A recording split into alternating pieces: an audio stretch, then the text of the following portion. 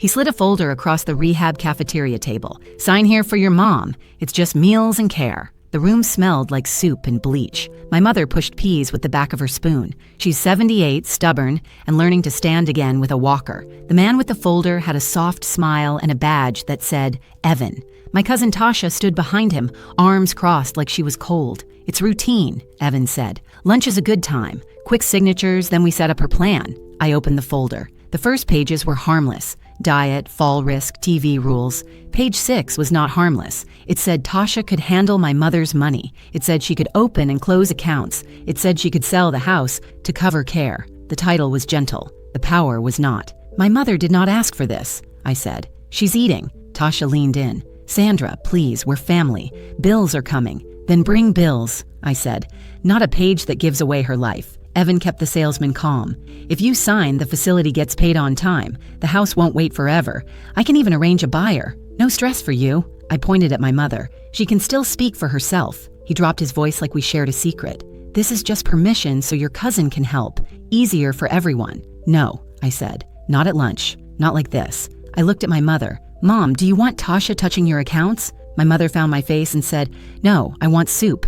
I closed the folder. "We'll review in daylight with our lawyer, not here." Evan's smile thinned. "If you delay, the rehab will need a plan." "We have a plan," I said. "It starts with daylight and ends with paper we actually read." He left the folder like bait and rolled his cart away. Tasha stayed. "You don't have to make this ugly," she said. "Evan solves problems. He creates them," I said. I said no. At the nurse's station, I asked for a short note from a doctor. "Plain words," I said. "She knows who she is, knows where she is, and gets tired fast." The hospitalist wrote 2 lines on letterhead. No drama. I snapped a photo and slid the paper into my bag like a passport. In the stairwell, I called our bank, North Shore. The manager answered on the second ring. "My mother is in rehab," I said. "Someone is trying to add themselves to her accounts. Please stop all changes unless I'm there with ID." "We can do that," she said. "No updates by phone, no late night changes. Withdrawals only with you present. Bring the doctor's note. We'll copy it." She paused. "Also, someone set a noon appointment for your mother's safe deposit box. Do you approve?" "I do not," I said. "Cancel it. Hold everything until I come in." "We will," she said. "I'm adding a big red flag." Back in the cafeteria, Evan had moved on. I wheeled my mother to therapy, kissed her forehead, and told her I'd be back before dinner. Then I called Olivia, our attorney. "They hid a money page in the lunch packet," I said. "Of course they did," she said. "Text me photos. Next, check the county office that keeps property records. If anyone filed something on the house, I want to see it. I'll meet you there." St. Gabriel sits 10 minutes from downtown if the lights are kind. Today they were. The building with the property index has marble floors and the air of paper. Olivia waited in her gray coat and the scarf with little flying geese that always makes me breathe easier. At the counter, a clerk pulled up my mother's name. "No new deed," she said. "Good. Turn on a parcel alert. If anyone tries to file, you'll get a text. You can also file a simple sworn note that says you didn't agree to any transfer. It doesn't fix everything, but it plants a flag." "I'll do both," I said. We stepped aside to write in plain words. While I filled the form, a man in a neat scarf slid a paper under the next window. "It's a family agreement," he said. The clerk didn't touch it. She read the sign behind her out loud so the room could hear, "Submitting a false document is a crime."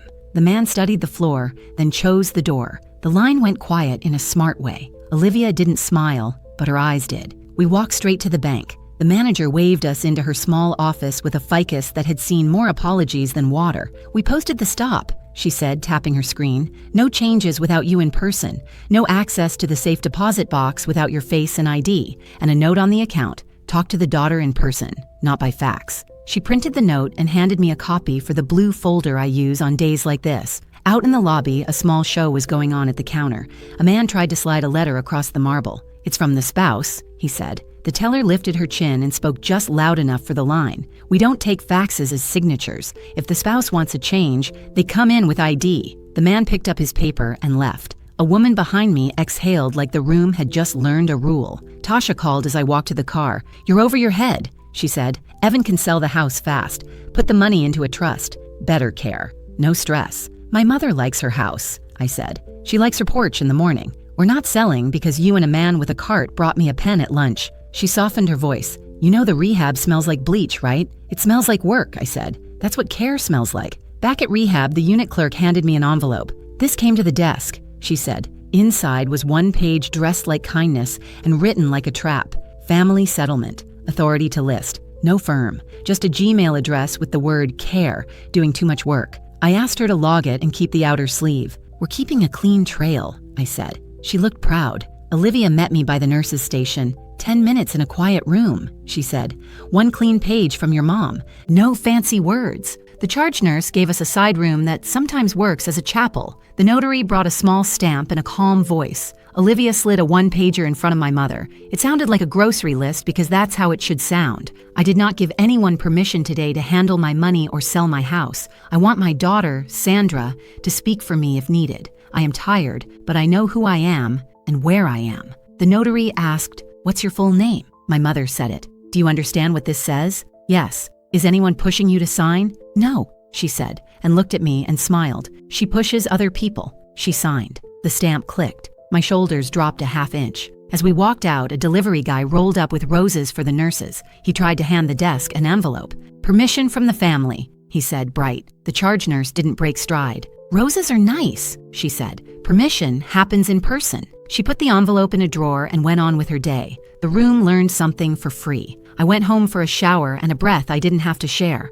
At 7:12 the next morning, my phone buzzed. The parcel alert sent a text. Someone tried to file a family memo on your mother's property. Rejected. A minute later, the county clerk called to confirm. "We saw your flag," she said. "We turned them away. Keep your rule." By 9, a woman named Perez from the district attorney's office rang. Her voice had the kind of calm that makes other people behave. "We saw the rejected filing," she said. "Email photos of the lunch packet, especially the page that hands off the money. We'll ask the rehab for the camera by the dining room and send a letter to the company that handles electronic filings. That keeps the logs from getting erased." "I'll send it now," I said. The bank put a stop. The safe deposit box is locked to my face. "Good," she said. "If anyone knocks at the house, call 911 first, then me. If anyone calls and says the word Harmony, ask for their last name, then ask again. People who practice lies don't practice patience." I brought coffee and the good shampoo back to rehab. My mother let me wash her hair like it was a gift to me, not a chore for her. "Am I still Evelyn?"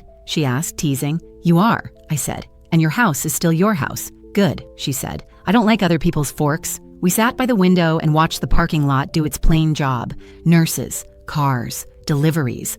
Nothing fancy, just people going in and out, the way days should. I took out my blue notebook and wrote one clear line I could defend to anyone. "We will not sign at lunch what belongs in daylight." Then I put the notebook away, held my mother's hand, and let the afternoon keep its promise. By morning, the mail had my name on it again. A white envelope from the tax office sat in the rehab inbox with the coffee cups. The letter said our tax address had been moved to a P.O. box I'd never seen. I called the number on the page right there in the hallway. A woman with a calm voice pulled up the file. "We can switch it back if you sign a short statement," she said. Then she lowered her voice. "When an address moves, a deed sometimes follows. You may want to check the property office today." "I will," I said. In the therapy gym, my mother was bargaining with the parallel bars. 2 more, the therapist said. She did 3 because pride keeps its own score. I kissed her cheek. Back by dinner. Olivia met me outside the building with the marble floors and humming printers. "We fix the address, then we shine a light on the file," she said. Short words,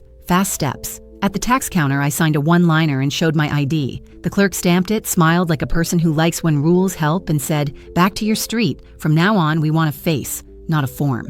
At the property desk 2 blocks away, the clerk remembered me. "Your alert worked," she said. "Last night, someone tried a family memo on the parcel. We turned them away." She slid another form through the window. "You can add a simple note. We're in a dispute. That way no one can say they didn't know." I wrote it in plain words. While I was signing, a man in a neat scarf tried to glide a page under the next window. "It's a family agreement," he told the clerk. She didn't touch it. She pointed at the sign and read it out loud so the room could learn. "Bringing a false paper is a crime." He went still, then left. The line exhaled like a class that just understood the lesson. On the sidewalk, my cousin Tasha texted, "Evan says his buyer can close in 7 days. It's a blessing." I typed and erased 3 answers and sent one. "Stop. All talk through my lawyer." Then I blocked her for the afternoon because calm is also a tool. North Shore Bank felt like a safe room. The manager waved us past the line into her small office with the tired ficus.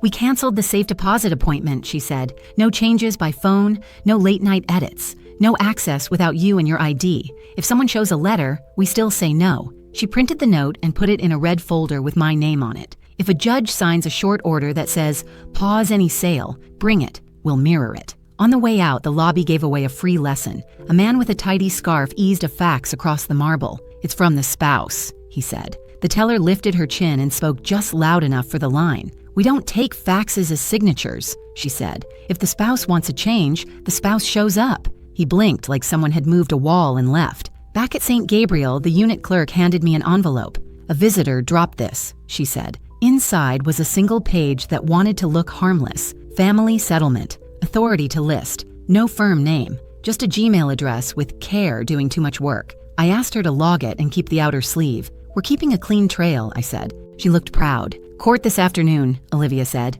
"We'll ask for a simple pause. No speeches. Just a stop sign so no sale or loan can happen while we sort the truth." The courtroom was bright and honest. Wood and clocks. The clerk called our case. The man in the scarf sat at the other table with a lawyer who sounded rented by the hour. Olivia stood. Her mother is in rehab. Someone moved the tax address and tried to file family papers on the house. The bank has a stop. The county turned them away. We're asking for a short pause so nothing moves until we prove what's real. The other lawyer rose. "We act for a family trust. We help with care. The daughter is blocking progress." The signer showed a passport to a notary. The judge looked at me. "Where is your mother?" "At St. Gabriel," I said. "She knows her name and where she is. She gets tired fast." "Good," the judge said. "Here's my order. No sale, no loans, no inspections. If anyone wants to file a deed on this house, they come to the counter with their face and their ID. Bring me more paper in 2 weeks. Not more speeches." She signed with a clean stroke. "Give copies to the bank and the property office." We took the elevator down feeling 2 inches taller. Perez from the district attorney's office called as we hit the lobby. "We sent letters to the rehab and to the company that handles online filings," she said. I could hear a printer doing its work behind her. "They have to keep their camera clips and logs now. If anyone shows up at the house, call 911 first, then me. If a letter arrives with no return address,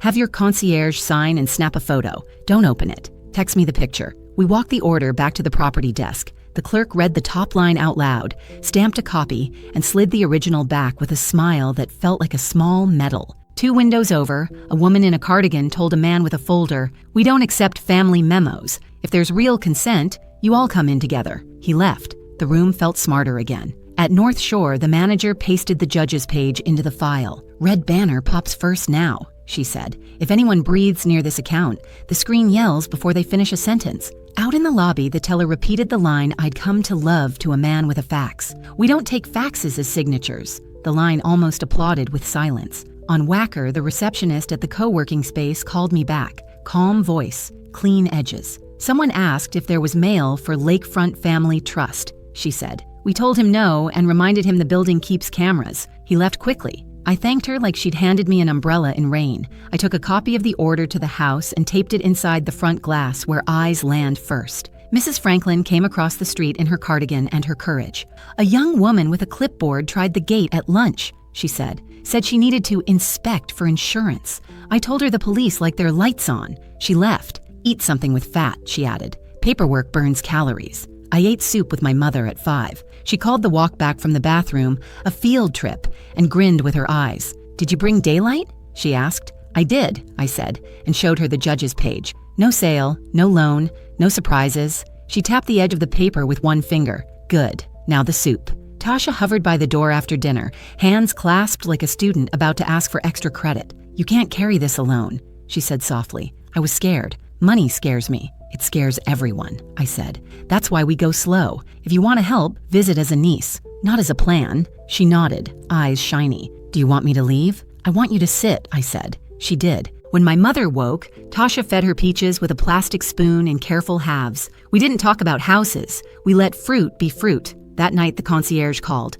"Envelope for you," he said. "No return address. Smells like cologne." He photographed it with his hand in the frame, logged the time, and locked it in a drawer. I texted the picture to Perez. She replied, "Saved. Don't open. Patterns make cases." At 6 a.m., the parcel alert pinged again. Another try. Same kind name. Rejected. At 7, the tax clerk called. "Your address is steady," she said, proud. We added a note. "In-person changes only. No more online tricks." By 9, Evan rolled his cart back to the doorway with the same smile. "We pared it down," he said. "Just meals and therapy. No house talk." Sign here and we won't bother you again. I stood in the doorway like a rule with legs. No signatures at lunch. No signatures at night. If there's a paper to sign, we do it in daylight with our lawyer. If you want to help, bring soup. He tried the half smile. It slipped. He rolled away. The wheels squeaked like truth. In the afternoon, Perez met me in the rehab chapel room with a flash drive and coffee breath.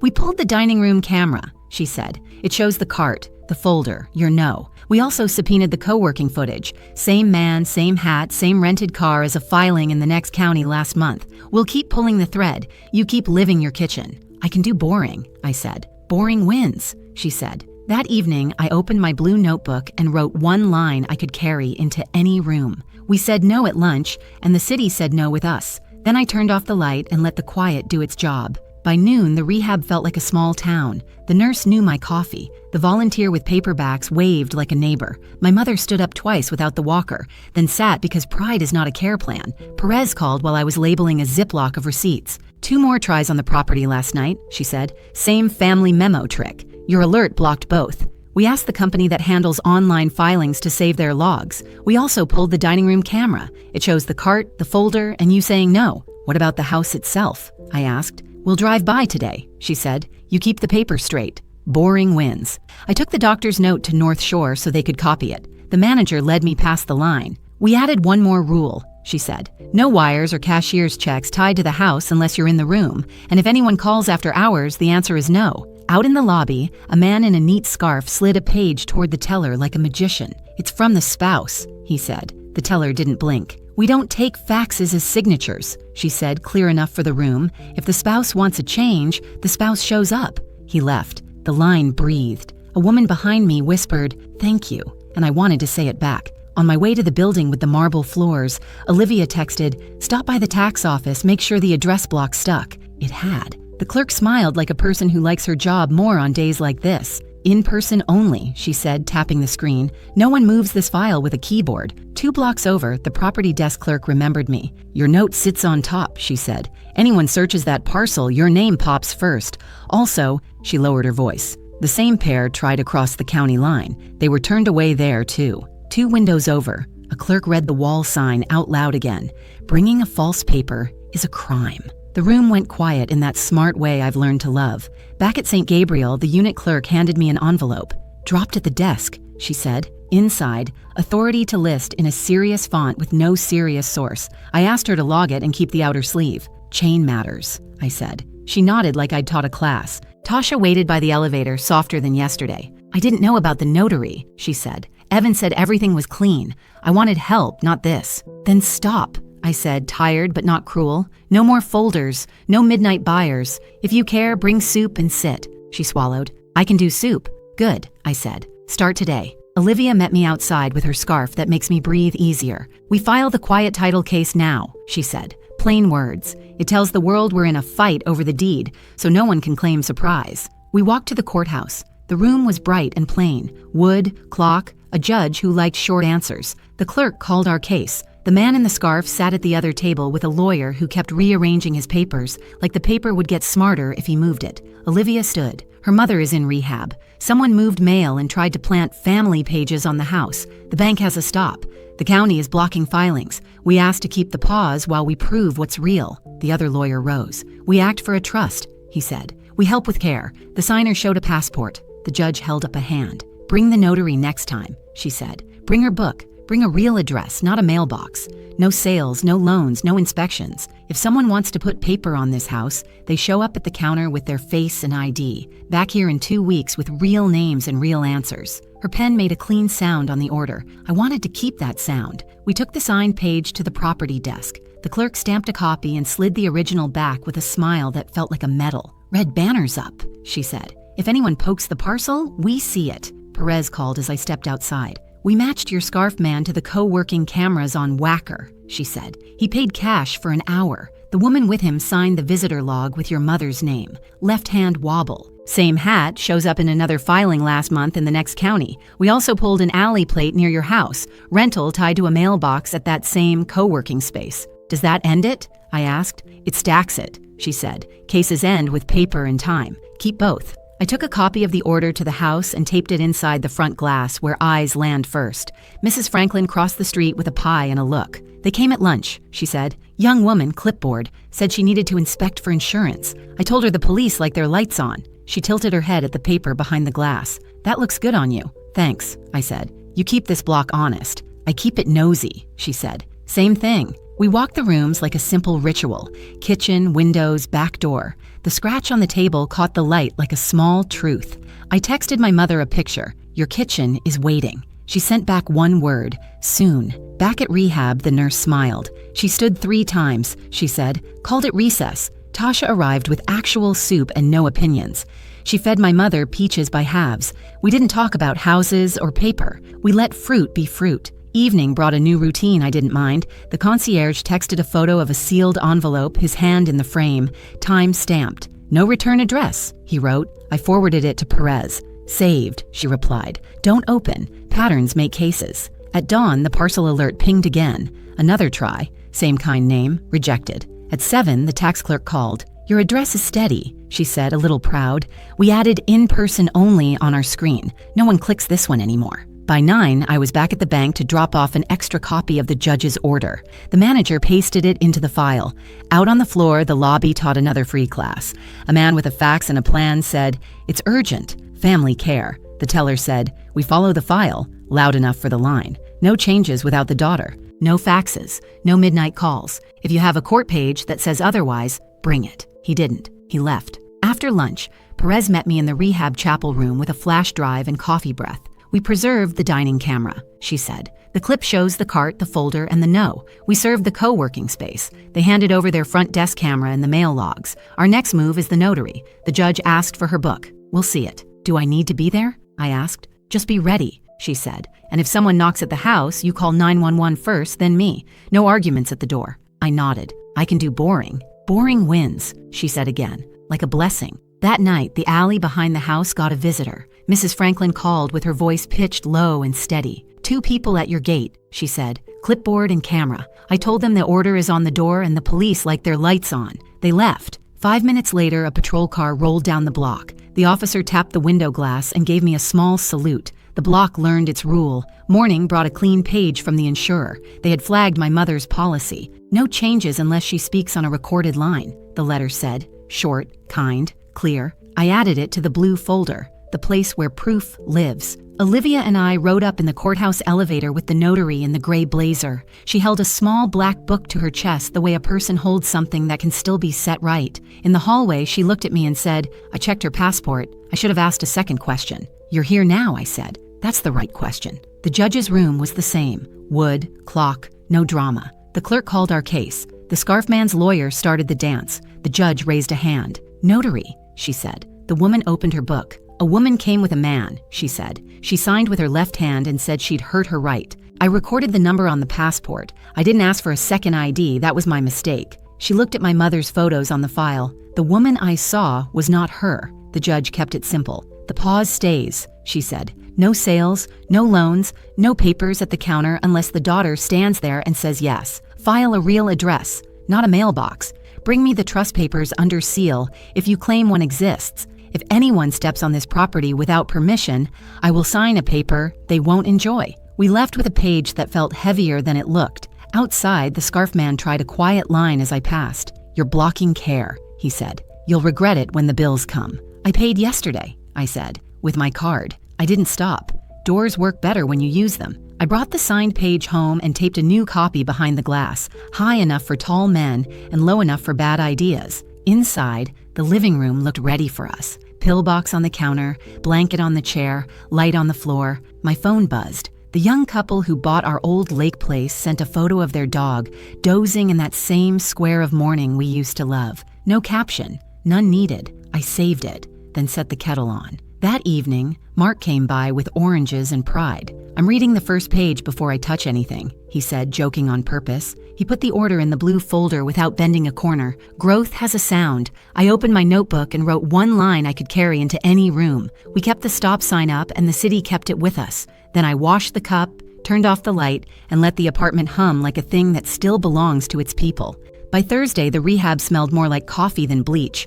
My mother did 2 slow laps with the walker and called it recess. I told her I'd be back by dinner and took the bus downtown because buses make me honest. Olivia texted, "Judge wants faces, not speeches." The courtroom was bright and plain. Wood, a clock that didn't lie. The man in the neat scarf sat at the other table with a lawyer who looked rented by the hour. In the back row, a woman in a gray blazer held a small black notebook to her chest, the notary. The judge looked at the file, then at us. Update? Olivia stood. The county turned away 2 more family pages. The bank has a hard stop. The tax office blocked online changes. We're asking to keep the pause while we finish proving the deed is fake. The scarf's lawyer rose. The signer showed a passport. The notary recorded it. The trust only wants to fund care. The judge lifted a hand. Notary. The woman in gray walked to the stand and opened her book. A woman came to a rented office on Wacker with a man, she said. She showed a passport. She signed with her left hand and said she'd sprained the right. Olivia held up my mother's recent check.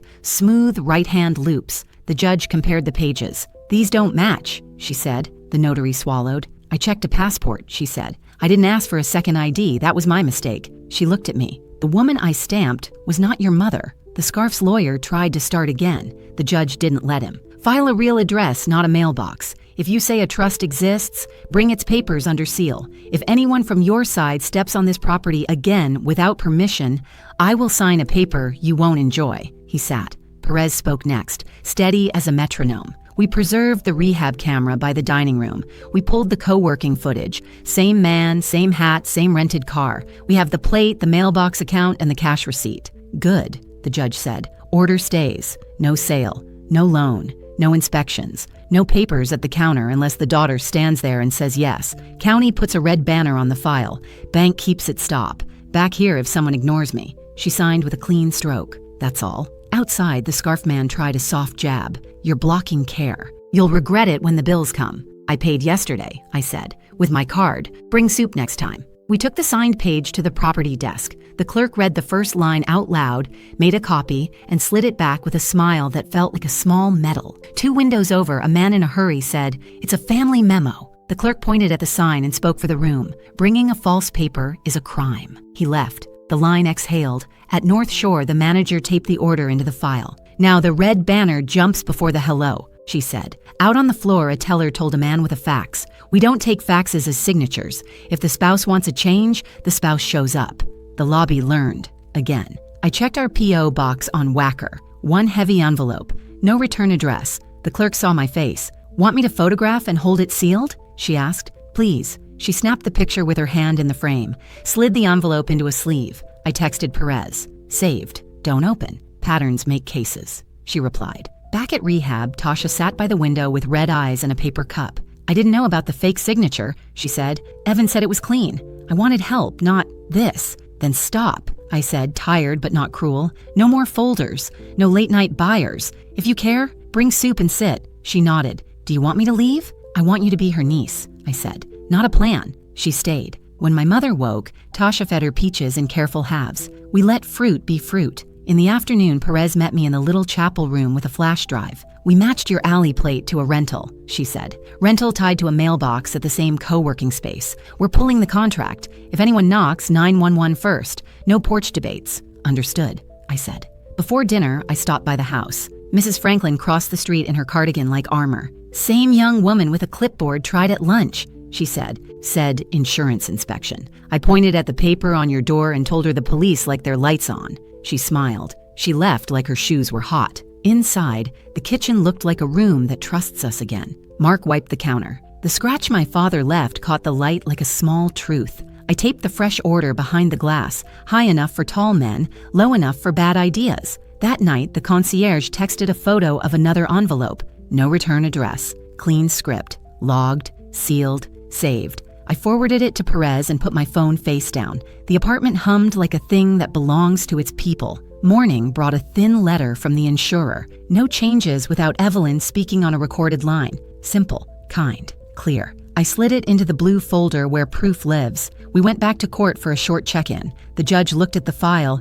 then at the scarf man's lawyer. "Real address?" she asked. He gave one that wasn't a mailbox. "Trust papers?" He said they would be ready. "Next time," she said. "Bring the person who claims to be trustee, with ID. On the way out, Olivia's phone buzzed. The property office had flagged an attempt to file a correction across the county line. Rejected. The clerk added a human note. Tell your mom hi. We remember teachers. I took my mother outside after lunch. 10 quiet minutes of sun on her knees. She watched buses and wind and the kind of day that doesn't ask for answers. What now? She asked. Now we live slow, I said. We answer doors only for people with names. We sign only when the sun is up. And we keep letting paper do the heavy lifting while you get strong. She tapped my hand. Frame the first line of that judge's page, she said. It's good. I laughed, because it was. Then I pushed her back inside, past the volunteer with paperbacks, past the whiteboard with today's menu, past a delivery of roses the nurses didn't have time to admire. The hall smelled like coffee. The day held. And somewhere on Whacker, a scarf sat on the back of a chair in a rented office, while its owner learned that rooms with rules are louder than salesmen with folders. By Saturday, the apartment felt like ours again. The pillbox sat on the counter like a little calendar. The judge's page hung behind the glass by the front door. The porch light worked the way light should, on when we asked, off when we didn't. Mark showed up with groceries and a ridiculous bouquet shaped like a balloon animal. I brought vitamins and comedy, he said. My mother laughed with her eyes. Put the comedy in water, she told him. He did. Perez called while I was washing 2 mugs. We have the rental contract, she said. Same man, same mailbox. We also pulled the door camera from the notary's building. It shows your scarf man holding the door for the signer in the cap. Does that move it? I asked. It stacks it, she said. We like stacks. Live slow. The door buzzer rang. The concierge's voice came through with the new rhythm I trusted. Package. No return address. Photographed and locked. I texted Perez the picture he sent. Saved, she wrote. Don't open. I put the phone face down and sat with my mother while the kettle thawed. We took a short walk in the hallway. 5 doors, then back. She tapped the whiteboard with the dry erase cap like a drum. I want my porch, she said. Soon, I promised. With coffee. After lunch, we drove by the house. The block looked like a block again.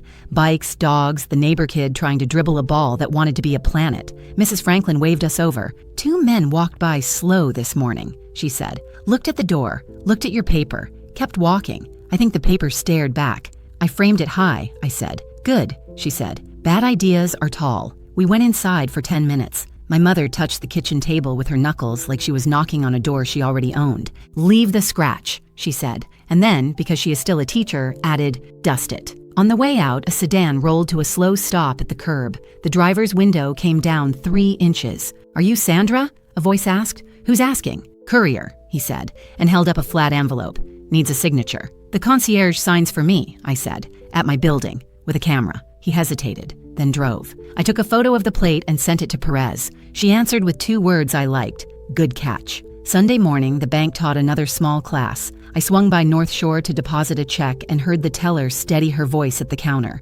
We don't take faxes as signatures, she said. If the spouse wants a change, the spouse shows up. The man at the window tried a smile. The room didn't buy it. He left. A woman in line whispered, I love that sign. And the teller grinned without moving her mouth. Olivia texted, short check-in Monday. Judge wants progress, not drama. I sent her a picture of the door glass with the order catching light. Progress, I wrote. She sent back a goose emoji. It still worked on me. That evening, Tasha came with soup and no folder. She wiped the counter and asked my mother about her first class as a teacher. My mother told the story about the boy who ate paste because he wanted to know every part of school. We laughed. It sounded like our family again, not a plan with legs. Monday's courtroom smelled like paper and calm. The judge skimmed the file and looked at the scarf man's lawyer. Real address? She asked. He gave one that belonged to a door that actually opened. Trust papers, he said, under seal by Wednesday. The judge nodded once. Next time, bring the person who says they're in charge, with ID. Perez spoke in her measured way. We tied the rental to the mailbox. We preserved the notary building door camera. We have the rehab dining room clip. We're interviewing the notary again about her steps that day. The judge kept it simple. Order stays. County banner stays. Bank stop stays. Back if someone ignores me. Her pen made that clean sound again. Outside the courtroom, the scarf man drifted close enough for me to see the weave. You're wasting time, he said, soft and friendly, like a waiter offering water I hadn't ordered. Care costs. Then bring soup, I said. I didn't stop walking. Doors are cheaper than arguments. On the sidewalk, Olivia slowed us. We push the quiet case forward on paper, she said. We don't feed their theater. You keep the routines. I'll keep the deadlines. Routines held. The tax clerk called to say their screen now shouted "in person only" in gray letters big enough to matter. The property desk pinged twice with rejected notes on family memos. The bank manager added a line to our account: no checks to unknown third parties tied to the house. I brought her a box of cookies because kindness is a policy too. At noon, the co-working receptionist called. Your scarf man asked if there was mail for the trust, she said. I told him the building keeps logs and the police know where the cameras live. She sounded pleased. He left fast. Thank you, I said. You're part of the spine. In the afternoon, the insurer's letter arrived at our P.O. box. We will not change beneficiaries unless Evelyn speaks on a recorded line, in person if needed. I slid it into the blue folder and felt the folder get heavier in a good way. That evening, we brought my mother home for a test night. Mark put a chair by the window where the light likes to sit. Tasha folded blankets with the focus of a person who wants to be useful and has finally found a way. I cooked eggs and toast because brave food is simple. We were halfway through when the door buzzer rang. The concierge called upstairs. 2 visitors, he said. No names. They want to inspect for insurance. Read them the line, I said. I listened on the phone while he spoke the way only a man who has seen a lot of humans can speak. Polite, absolute. We don't allow inspections without the homeowner present and written permission, he said. We have a copy of a court page that says the same. If you have business, bring a name and a letter during the day to the desk. Also, the building keeps cameras. There was a pause long enough to hold a thought. Then footsteps, then the soft breath of the revolving door. The concierge came back on. They left, he said. Enjoy your dinner. We did. The room relaxed the way rooms do when they remember who pays the rent. 2 days later, Perez asked me to meet her at the notary's office for a short talk. The lobby smelled like toner and rain. The notary in the gray blazer held her small black book like a confession. I checked a passport, she said. I didn't ask a second question. I've changed my script. I will not travel for people who can't answer simple things without a helper. Thank you, I said. That fixes more than us. On the way out, we passed a bulletin board with a new flyer. We do not notarize documents that move houses without all owners present. Plain words, plain rule. It felt like someone had opened a window. Perez walked me to the sidewalk. We'll charge what we can charge when we can charge it, she said. Meanwhile, paper is doing its job. Do they stop? I asked. Sometimes, she said. Sometimes they just run out of doors. That afternoon, I found a second slim letter from the tax office in our P.O. box,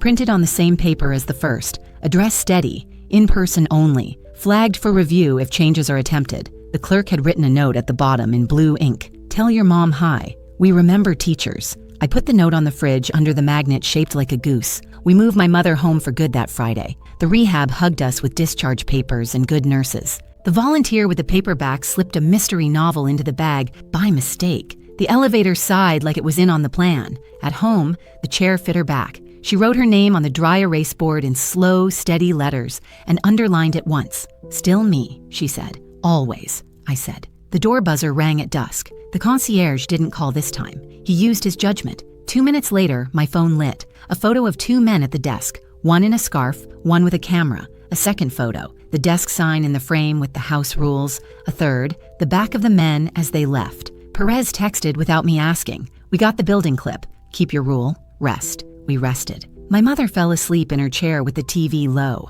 Mark washed dishes like a man who knows where the loud belongs. Tasha folded the dish towel 3 times, each fold smaller, like she wanted to make the day neat. Saturday morning, we took our first slow walk on our block. The sun gave us approval. Mrs. Franklin stood on her porch like a lighthouse. Still here, she said. Still nosy, I said. Bless you, she said, and meant it. In the mailbox was a thin letter I didn't mind opening. The property desk confirming our notes sat on top of the file, and that any counter clerk would see the judge's page before they saw a face. The last line said, "Call us if you plan to sell in the future, so we can clear the file fast." It read like trust. At noon, the co-working receptionist left me a voicemail I saved. He hasn't been in for a week, she said. Mailbox is empty. Lease ends Friday. We'll forward anything to the police. Her voice had a smile I could hear. We ate lunch at the scratch on the table my father left. My mother tapped it once with her fingernail like a toast. Leave it, she said. It proves we were here. The day was quiet in a way that didn't scare me. The door stayed a door. The phone stayed a phone. The paper stayed on our side. And somewhere a scarf lay over the back of a chair in a room that had run out of scripts. Monday felt honest. Sun on the window, pillbox in a straight line, coffee that didn't need courage. Olivia texted one sentence. Final hearing today. Short words. The courtroom was the same. Wood, clock, no drama. The scarf man sat at the other table looking smaller without his hurry. A different lawyer stood with a folder that wasn't thick. The notary in gray was back, calm and ready. Perez sat 2 rows behind me with a legal pad and the patience of a brick wall. The judge took the bench. "Where are we?" Olivia stood. The county kept out 4 more family papers. The bank stop held. The tax address stayed with the family. The notary confirmed the signer was not Mrs. Carter. We filed our case about the deed and recorded a notice so no one could pretend surprise. The other lawyer cleared his throat. "We represent a trust." The signer showed a passport. He held up a page. "We have an excerpt." The judge didn't touch it. "Full document?" "Not today," he said. "Trustee present?" "No, Your Honor." "Real office, not a mailbox?" He named a suite number that sounded like a wish. The judge looked at the notary. "Anything to add?" She lifted her small black book. "I changed my script," she said. "I asked 2 questions now. I don't travel for people who can't answer them. The woman I stamped was not Mrs. Carter." The judge turned to Perez. "Status?" Perez kept it plain. "Rental tied to a mailbox at the Wacker co-working space. Same hat and same car appear in a filing last month in the next county. The rehab dining room clip shows the lunch push and the refusal. The notary building camera shows the scarf man holding the door. We preserved everything." The judge nodded once and wrote as she spoke. The pause becomes a longer stop. No sale, no loans, no inspections, no paper at the counter unless the daughter stands there and says yes. County keeps the red banner. Bank keeps the hold. The deed that was filed has no weight here until you bring me real people with real papers. She looked at the other table. "You want to be believed? Bring faces, not faxes." She signed with that clean stroke I'd come to love. "That's all for today." In the hallway, the scarf man tried one last soft line. "You're wasting time," he said. "My mother is home," I said. "Time is the point." He didn't follow. Doors did their job. We took the signed page to the property desk. The clerk read the first line out loud, stamped a copy, and put a sticky flag on our file that said, in friendly handwriting, "Talk to the daughter first." 2 windows over, a man tried, "It's a family memo." The clerk said the line the room knew by heart now. "Bringing a false paper is a crime." He left. The line exhaled. At North Shore, the manager slid the order into the file. "Red banner still shouts," she said. Out in the lobby, the teller taught the rule again. "We don't take faxes as signatures." And the room nodded like a choir. We took the bus home because buses make days real. My mother sat by the window and counted pigeons like students. "What now?" she asked. "Now we live," I said, slow, with names at the door and the sun on the table. That week was made of small proofs. The co-working desk called to say the mailbox lease had ended and the key hadn't come back. The tax office mailed a short letter that said, "Address steady, in person only." The insurer sent a card. "No changes unless Evelyn speaks on a recorded line." The blue folder got heavier and kinder. Tasha came over with soup and no opinions. She washed the mugs without asking and told my mother about a new kid at her job who reminds her of the paste eater from 1st grade. We laughed. It sounded like us again. On Friday, we walked to the house and sat on the porch, even though the air wasn't sure about spring. Mrs. Franklin waved from her steps like a lighthouse. "Still here," she called. "Still nosy," I called back. "Bless you," she said, and meant it. I opened the front door and the paper behind the glass caught the light. I left it there, high enough for tall men and low enough for bad ideas. Inside, the kitchen waited with the scratch my father left. My mother tapped it once with her fingernail like a toast. "Leave it," she said. "It proves we were here." We ate eggs and toast because brave food is simple. Mark read the first line of the judge's page out loud and put it back in the blue folder without bending a corner. Perez texted a single word, "Steady." Olivia sent a goose. The concierge sent a photo of an envelope with no return address, sealed and logged. I didn't feel hunted. I felt held. That night, I stood at the sink and watched the porch light do its job. The door was a door. The name on the mailbox was our name. The city felt like a place that had decided to stand on our side. What would you have done in my place?